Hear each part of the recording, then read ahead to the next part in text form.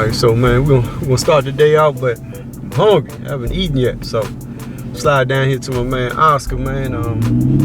I used to work down here at Barbershop Ultimate Styles. I used to go over there and get my lunch all the time, so I love him, man. He's his restaurant, it's a neighborhood restaurant, so real personable and things of that sort. So you can go in there and get anything custom made that you want. And I tell you, make a mean pizza for me. I'm gonna see if he still remember how to do it. I haven't been back over here man, it's been 4 years. So I'm gonna see if he can still remember how to put that pizza together for me. And I'm see if my man Tone working today. If he working today, go holler at him, go check him out, and we'll talk to him a little bit. And then I just got invited to try to get on this little young lady I know. She does a Instagram show. So she asked me to be on her show, so help her out a little bit on there. So I will. Matter of fact, I'm gonna see if we can call her right now and see if I can catch her real quick and see what's up. Let's see here. Let's see info. Alright, here we go. Let's give her a call and see what we can do here, y'all.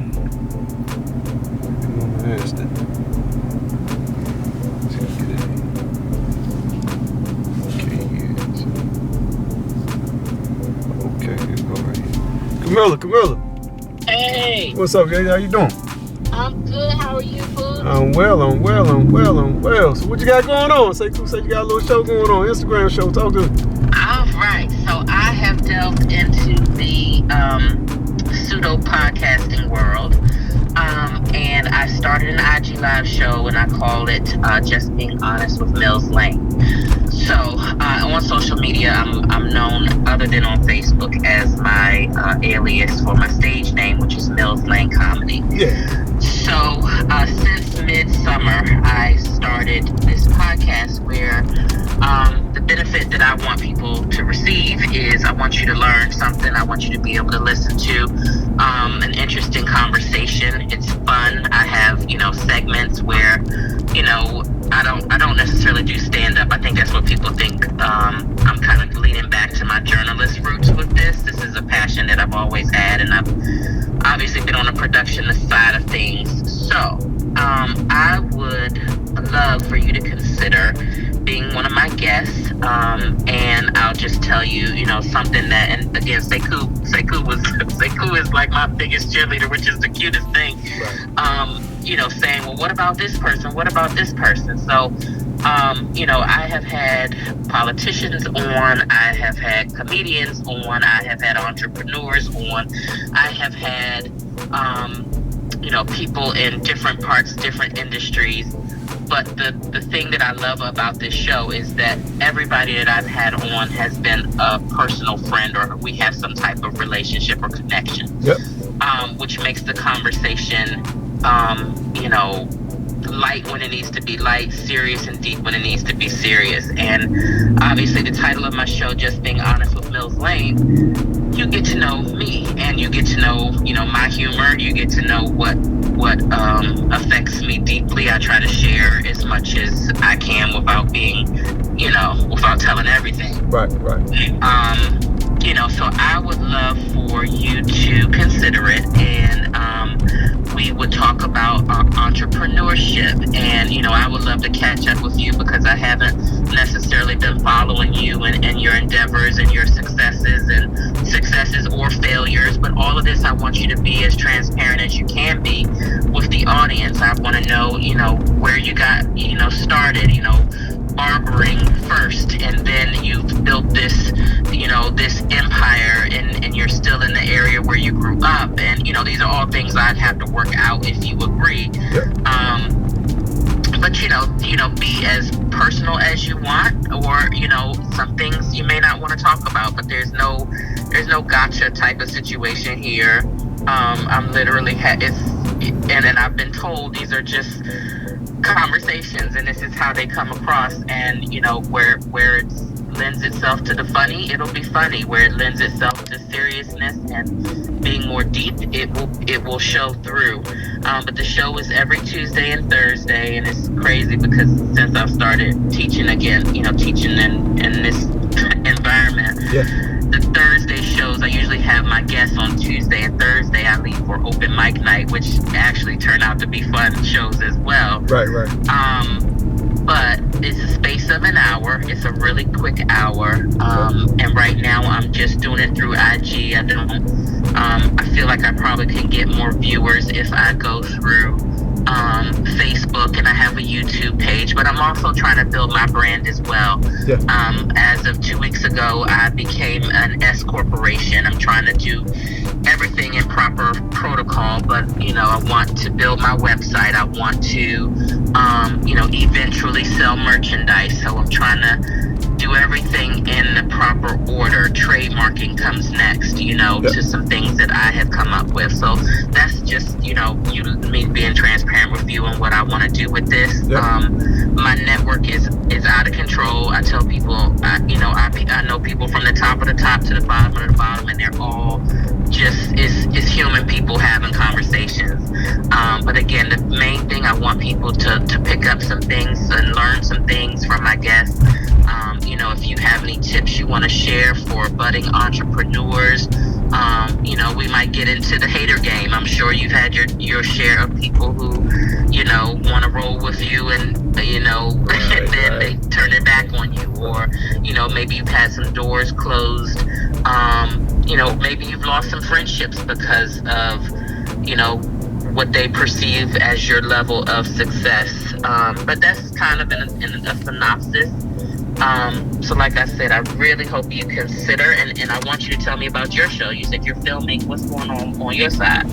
Okay, yeah, for sure. Like right now, we're running tape right now, but basically I just do a little YouTube, and my audience is the barbers, but people that know me too as well. So I just a day in the life of John Hall Pooch, and we do it every Sunday. And I got my photographer with me, videographer actually with me now, and we're about to pull up and get something to eat. So we're gonna recording this conversation. Then we're gonna head over, and one of the barbers I used to cut with, that legendary here in Alexandria. We're gonna go talk to him and see how he got here in Alexandria, and the impact that he definitely had on my barbering career, and also what he brought here to the area, and his life and how he got here and his business. So it's almost like your show. It's just on tape.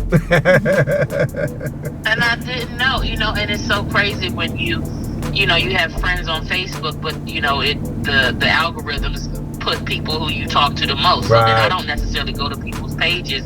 So I missed all of this. I didn't know any of this. This is absolutely phenomenal. That's great. Yeah. How long have you been doing it? So this is actually, we're on episode 5 now. So I'm gonna tag you. Actually, I'll tag you.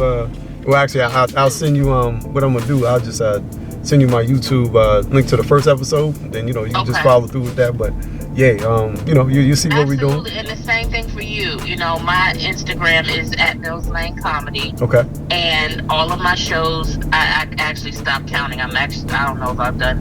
I'm almost to 30 shows, I think. Nice. But I kept trying to remember each week and kept losing count. Like, listen, let's just say tonight is Tuesday, and this is what we're talking about. But definitely, in your free time, check out the format. See if it's something that you would like to do. Again, it's no pressure. These are light conversations. What time? What time you normally do it? I know you said Tuesday. I always do it 7 o'clock. 7 o'clock on Tuesday night, 7 o'clock on Thursday night. Okay. All right. And I mean, shucks. You're this Tuesday open or next Tuesday? What you looking at? I actually have, this week is booked. And I'm working on next week. I have some professors I want to get on, and I have a old mentor from ESPN that is the vice president of production for Peloton. Yeah, so nice. All of my girlfriends have Peloton. I was like, we got to get you on before Christmas. So you look at your schedule and you let me know. And if I don't have anybody booked, then we will do that. Well, just put me in. Just slot me in for your next Tuesday. That's open. That's all. That's free. Okay, I'll do that. I'll do that. All right. Thank you, Pooch. I appreciate you. Tag me so I can check out your shows as well. Okay, Camille. All right, sounds good. All right. Okay. Take care. Bye-bye. Let's see if we can catch Oscar. It's a little dark in there, but I think he in there though. I believe he in there. We're gonna go get us some pizza, y'all. We're gonna go get us some pizza. A homemade pizza, man. From scratch. Let's do it.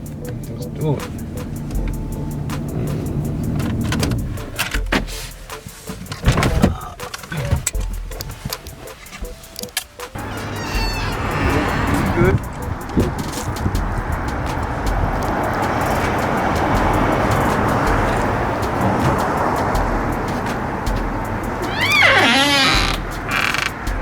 What's up, Ross? How you doing?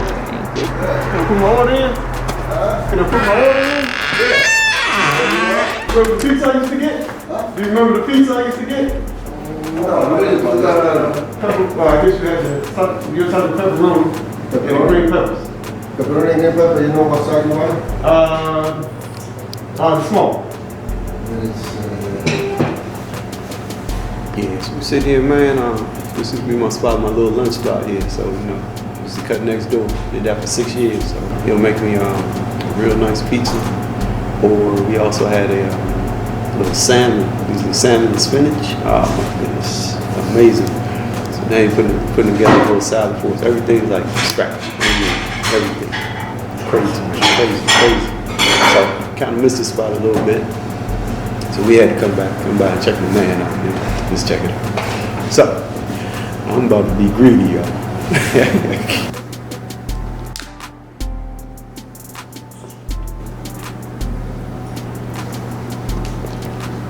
Homemade, dog. From scratch. my name is Oscar. I've been in this business for the last 10 years and I enjoy what I'm doing. And my restaurant is Italian restaurant.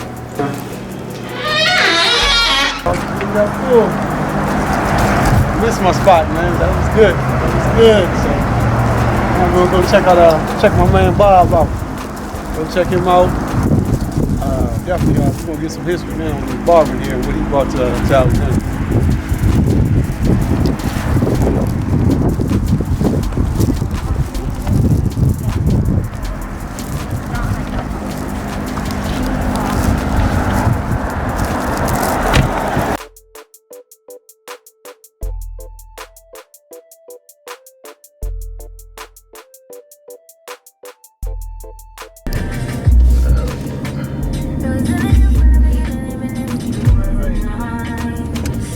Grab my man, see what he talking about, man. How's my man Bob for a minute? See what's popping, y'all. See what's popping. Some good info from my man Bob here. Let me get my thing here. That's that James Bond, Bob. This is Bob right here. Okay, good to see you. Well, Thank you. how you feeling, everybody? Everybody good. This right here is Bob right here. Now I was telling y'all about George. As the first Bob I seen, like with the Rolls Royce and area things like that in the area. But Bob here, he became my first like barber as far as cutting with the styles and things like that. When my father used to take me to get my head cut, it was just a little regular, little cut down, little 1 or 2. You about 12, 13, right? Yeah, I came 9. Oh, That was bought me 2 years 9. Yeah. So I had and no shape up. I was getting no shape up, right? I had the widow's feet.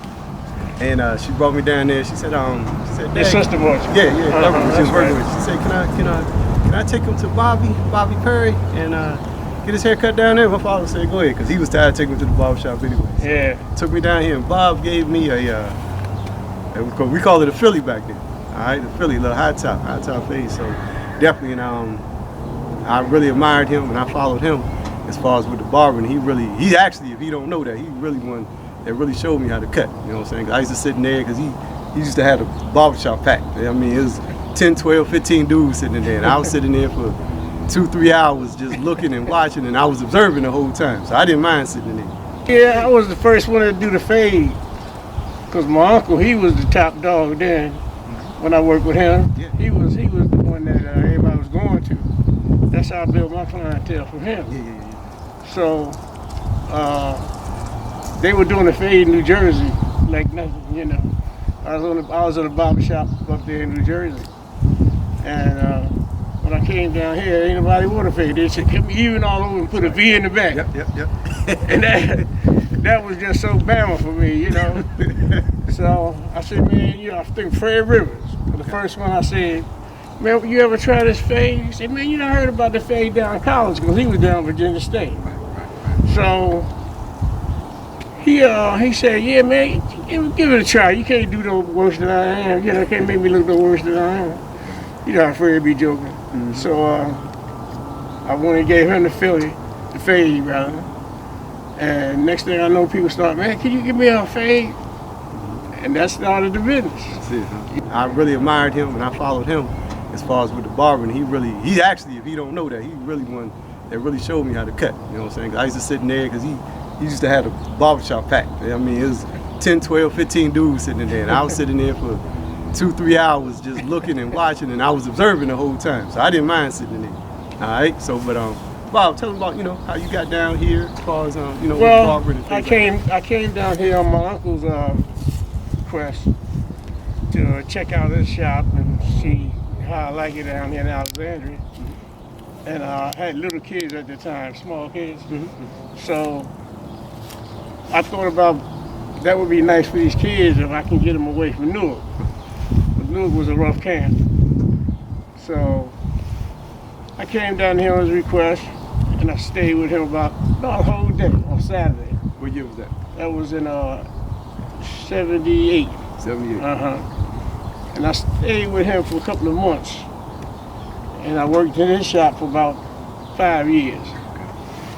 And then the idea came to me that, you know, I was getting a lot of the young people, you know how it is when you go into business. So the idea came to me, I need to get a bigger place for me. Yep. Yeah, so I went around the corner on Patrick Street and opened up this little place. I see the place every day when I go by. It was like a courier place. And I would look at it and say, that's a nice little cute building. You know, and one day they had in there for rent. I said, this is my opportunity. I went down there and I rented it. Went downtown and got all the paperwork straightened out. And lo and behold, man, in April, I was in there. I can't say the specific time, but it was in April when I went in there. 83. 83, exactly. And I was fading there since. Did they call it the Philly then, or what was they calling it? The Philly was the box like. Yeah. The box. Yeah. And the fade was the fade on the side. Yeah, exactly. Cause my uncle used to ask me, he said, man, how you blend that in? He said, you don't leave it like that, right? And I say, watch. And I blended it in and gave him the fade. He said, man, yeah, you cut some shit out some fades. And that was that start. Yeah. For me, as far as Touch of Class is concerned. Exactly. Well, that was the name of the shop I had, Touch of Class. Yep. That was my baby. Yeah. And, you know, from there on, I just went on till I got to my sewing shop. Yeah. Now that's my retirement. That's right. I'll be out of there soon, so, you know. So Bob owned Touch of Class for 25 years. Yeah, 25 years, yeah. Owned that for 25 years. 25 years. Like Wonderful years. Yeah. You know, the last part, man, it was having to do with the landlord. He trying to make me pay his personal property taxes and all that. He just was trying to do a lot of things. I never was late on his rent one time. And, you know, I asked him one time to explain it to me. Sure enough, it was in the lease. Because, you know, we don't read the lease like we should.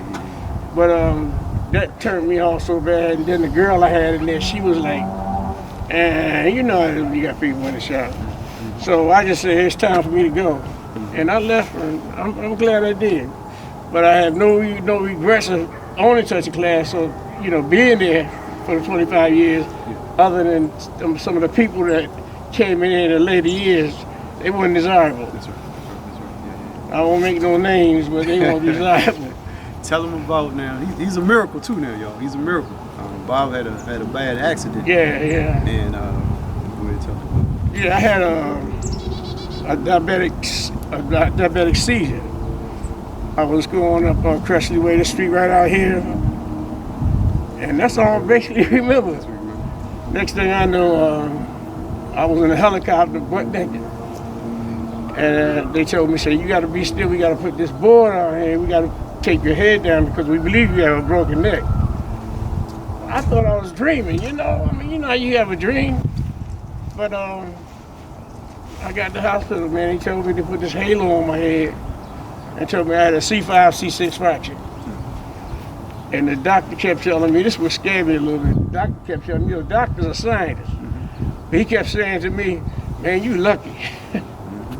I said, that's God there, bro. There ain't no luck. He said, well, when he said that, man, I thought about that, and I said, man, you know, I was really blessed. Yeah.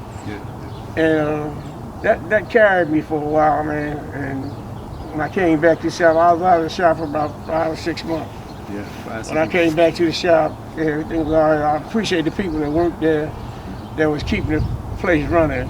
And I had my job when I came back. A few people didn't trust me because they thought I couldn't cut no more. But I had a nerve damage arm where I couldn't hold my arm up like this. So you can imagine in my profession, I'm thinking I ain't gonna never be able to cut no more. And Lord behold, man. There you go. Yeah. There it is. Now I talked to a guy last week. He said Booker T used to cut like at Mr. Dancy or something before. Yeah, Mr. Dancy. That was well. He went to Mr. Harris first. Mr. Harris. He said, yeah, right. And then he went from there. He went to Mr. Dancy. Okay. Then he moved down the street to All American. He been there for 50 years. Yeah.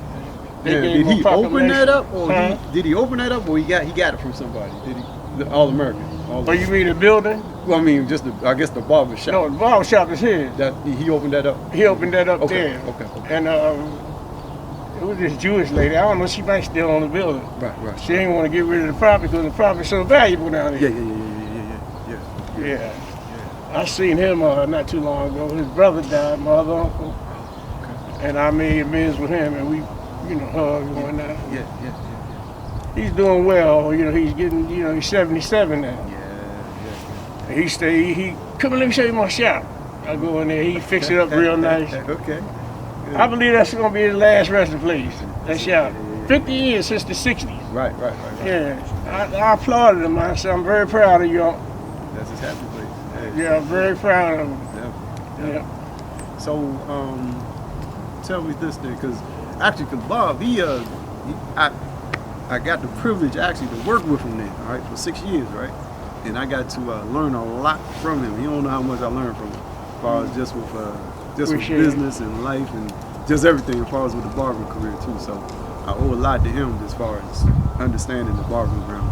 Seeing him from, he was coming into his shop, he was working there by himself. And like I said, he had that thing packed out. Bob was one of the few barbers that I seen that would get to work on time. All right, shop opened at 8, Bob was pulling up. It was about at 8 o'clock, you know what I'm saying? 5 minutes before, if it was a little traffic, maybe 5 minutes behind, but not much. He was never really late. Then I used to see him, he had the Z, had the 300 ZXs, had the Broncos and Jaguars and stuff like that. So I was like, yeah, you know what I'm saying? He had his own place, house, had his business. I said, yeah, definitely this is what I want to do. You know what I'm saying? Definitely this is what I want to do. But I'm proud of you, John. I appreciate it. I'm so proud of the ultimate barber. I appreciate it. He showed me a lot. He showed me a lot for sure. I just definitely wanted to come and I like that color. You like that? No, I like that. That's my old Jag over there. Yeah. And now, you ended up getting that joint, right? Don't you got another one? Was that it? That's it? No, that's it. That's it? Okay. I had a blue one. Yeah. And I had a beige one. The first one was the beige. Beige. Okay. Then I got the blue one. Yeah. And I was hooked when I first got the first one. Yeah. But I know you kept playing back and forth with that one right there when we was at the shop. Yeah. He was like, no, I don't think I like it. I don't like that. I like mine. I know you was playing back and forth with that body style right there. Yeah. I didn't like the body style because I didn't have the Jaguar on the emblem. But when I got the car, man, I liked it and I fell in love with it. So him. That's just gone. That's right. Yeah. That's good, bro. So anything you want to say about the other barbers or anything like that? I guess that you had worked with or anything you want to just try to get a little history. I'm glad that I'm with my son. I'm proud of him. Mm-hmm. He's done well, yeah. I brought him in there at 15. My son, at 18. Yeah, I raised him up like in the shop. And Kareem and Therese both were doing very well, and I'm very proud of them. I'm very proud of them. And his grandson cut too. Yeah, my grand, he out on his own now. That's what I heard. He cutting at his house. Okay, hello. Yeah, but he's cutting at his house. And eventually I'm thinking he's gonna get him a shop too. So I'm proud of that. Yeah, lineage strong, yo. You hear that? Yeah. So, got anybody else to cut? You know, he had Mark cut him with him. Mark was the premier barber. Yeah. And Mark, he doing what Khalil's doing. He's working at home. Yep. When the pandemic came, he just went in his house. That changed a lot. Yeah, he fixed his basement up. We got it like a barber shop. Yes. And I'm proud of all these brothers, man. You know, Lil Rick, all of them, man. All of y'all, rather. I know I came before y'all. You know, Book came before all of us. So, That's right. You know, like I seen that 50 proclamation that the city gave me, man, it just warmed my heart. Yes. I say, I'm proud of y'all. I'm so happy to see that, you know. Yes. Yeah.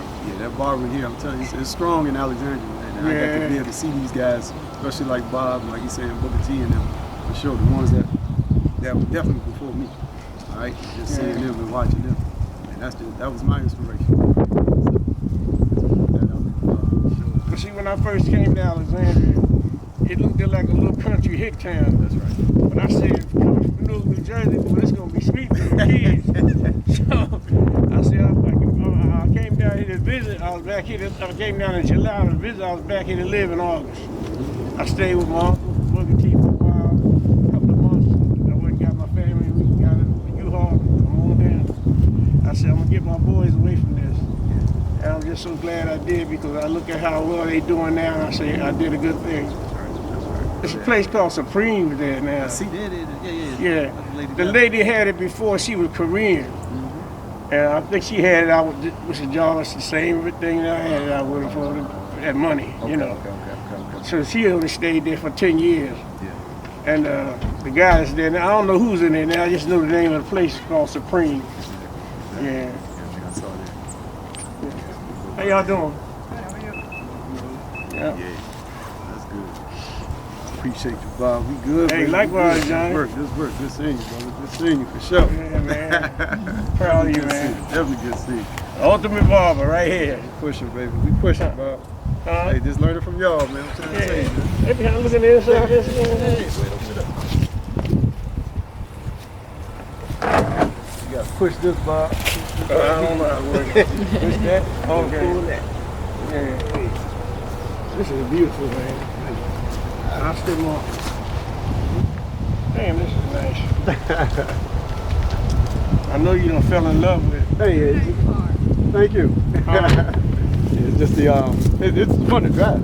Huh? Fun to drive, Bob. That's a nice car, man. That's Italian. Fun to drive.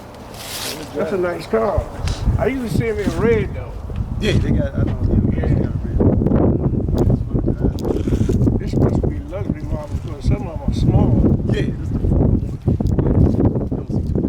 How you got it, girl? Real good? It's just fun to drive, Bob. It's just heavy, like sports car. Yeah, it's Which one do you drive the most? my work van. The work van. That's the money maker right there. The work That's van. right. To be honest with you. Yeah, I drive the work van every day. Just try to keep the miles up. Yeah. Y'all still got the BMW? No, we getting ready to get a Range Rover. Okay. I traded the BMW for that one. Okay. That's in 2015. Okay. I traded it out with that in 2013. Did you end up selling your other Jag? Man, I ran that thing down to, man, I needed a transmission. Right. And a couple of other things. I said, I'm not even putting no more money into it. Okay. I like that color, the teal color, Yep. and it was a good color. I just say, well, it's time to move on. Right. I don't know what I'm gonna get after that, because I don't like the bigger Jags. You don't like it too much? No, they look too you know. I might give you one of them, something like this here. Hey. I feel Bob. No, I'm just kidding, man. I'm just gonna get something nice. But my wife liked that Range Rover, and you know I don't like the little small one. So I'm gonna get her a nice size. I don't know the style, but I don't like the little small. And see, and knowing you, I know you're sincere about things. That's why I say I'll be glad to do that, because I know you ain't grandstanding. Oh, no. It's just you. It's who it is. Your ultimate barber, Johnny. Yeah. And I've seen you since you was a little boy, grow up into a man. So, you know, just warms my heart. Hey, that's right, man. And I tell people, I would rather, I'd rather get it from you than me trying to tell the story. Oh, yeah. You know what I'm saying? I'm gonna get it. Yeah. I'm gonna get it from the source. Right. Yeah. Right. So we trying to How's Deb doing? She's doing good. She's doing good. She had to stop working though, huh? So she's out and doing people's hair, going around. This whole pandemic gonna change this for everybody. A lot of barbers. Yeah. I talked to a lot of people, just a lot of barbers throughout the United States. Yeah. Okay. They lost a lot of barbers. You know what I'm saying? The guys, they just ain't come back. They ain't come back to the shop. Yeah. They ain't come back. You got what guys working in your shop? I had some people ain't come back either. You know what I'm saying? And I had a full shop. I ain't had to come back. I got 2 barbers left. Man. Yeah, but that's all right though. That's all right. I was in there one barber. Yeah. I was in there by myself, remember? Exactly. Exactly. I love barbering. I love barbering. Nice to do women here too. Yeah. That was a hassle. That was a hassle. Women, it's hard to please women. But my curl over here, oh Lord have mercy. Now, did you learn that from Booker T, or you had? Well, when I was in New Jersey, I went to a school called Wilford Academy. Right. It was a top-notch school up there in the New York, New Jersey area. And I went there for about 10 months. That's right before I came to Book. But when I came down, Book was already doing the hairstyle. So I was doing it at his shop too. Right. And that's how I met my wife. She was one of my customers. And we got hooked up, and that's another story. I appreciate you, Bob. Hey man, likewise, man. Your thing and check you out. Check out your old spot. Go by Book. We're gonna show that. And Okay. We'll be good for the day. Yeah, that's a treasure. Yeah. Go by Book shop. Yeah. By the end. Yeah. Love you, brother. Love you, brother. Love you. All right. How's the pastor doing? Pastor's good. Pastor's good. Yeah, church growing like crazy. But yeah, he's doing good. His boys, man, tall. Really? Oh man, tall. He's the shortest one there. Boy's tall, Bob. Well, you know what's gonna happen. Exactly. What's gonna happen. All right, thank you.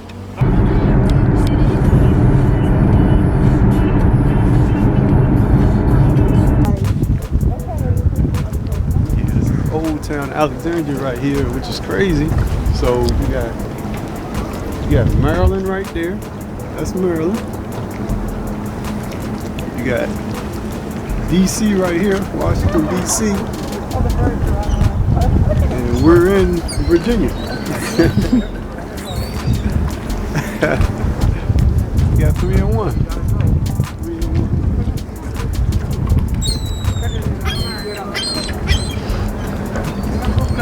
Thank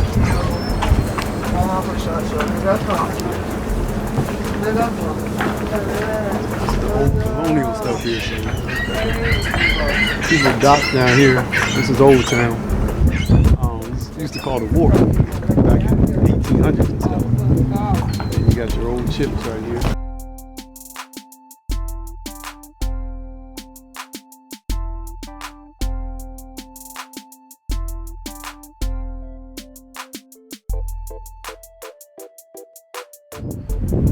I'll show you where the torpedo factory was at. Where they actually made torpedoes during the war, World War II. Yeah.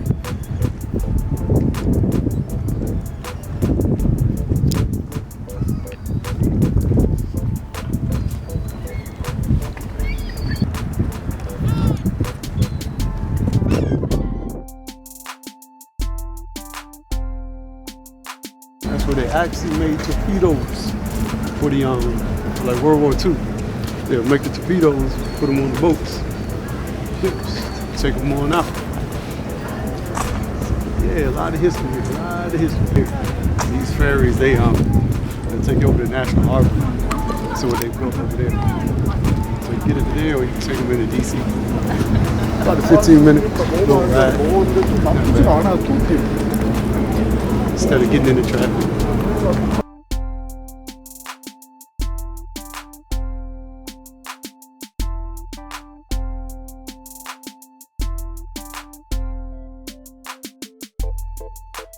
Take you from Virginia to Maryland right there.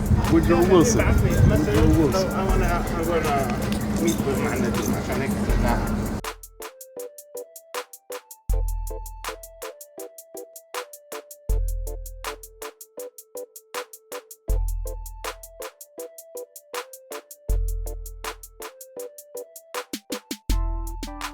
torpedo factory right there.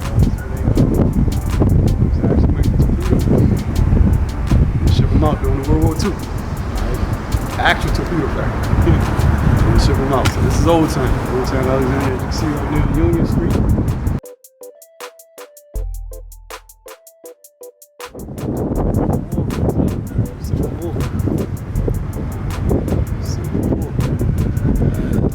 A lot of history.